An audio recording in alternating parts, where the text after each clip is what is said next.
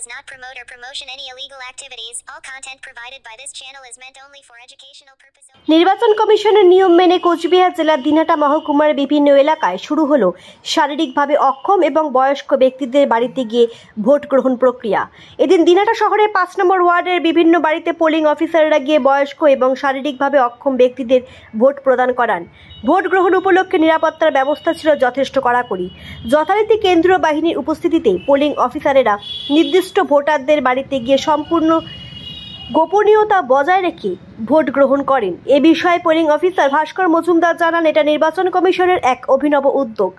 যারা বয়স্ক ব্যক্তি রয়েছেন এবং শারীরিকভাবে অক্ষম রয়েছেন তাদের ক্ষেত্রে নির্দিষ্ট বুথে গিয়ে ভোট প্রদান করা যথেষ্ট কষ্টসাধ্য, আর সেজন্য নির্বাচন কমিশন সম্পূর্ণ গোপনীয়তা বজায় রেখে বয়স্ক এবং অক্ষম ব্যক্তিদের ভোটদানের এই সুবিধা করে দিয়েছে।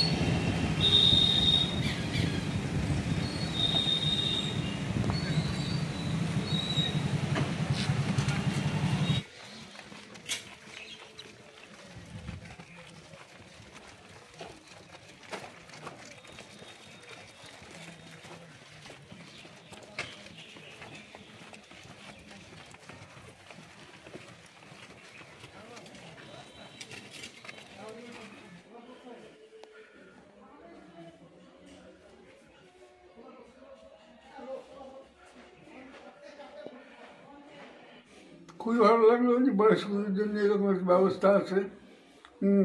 আমরা শারীরিকভাবে তো খুব সক্ষম না, অশক্ত।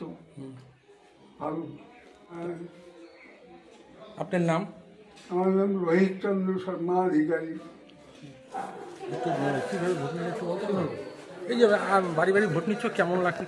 ওনাদের একটা ডিক্লারেশন করতে সই করতে হয়, করে ব্যালট পেপারে ওই মানে ভোট হয়, গোপনীয়তা বজায় রেখে ভোট হয়। এবং এটা 85+ যারা বয়স্ক এবং যারা শারীরিকভাবে অক্ষম তাদের জন্যই এই ভোট সরকারের মানে নির্বাচন কমিশন এই ব্যবস্থাটা করেছে। খুবই ভালো। বয়স্ক লোকদের ক্ষেত্রে তো খুবই ভালো। এনারা বুথে গিয়ে মানে যাতায়াতে অসুবিধা হতে পারে, এখন বাড়িতে বসেই ভোট দিতে পারছে। এটা সত্যিই খুব ভালো। আপনার নাম? আমার নাম ভাস্কর মজুমদার, আমি পোলিং অফিসার দায়িত্বে আছি।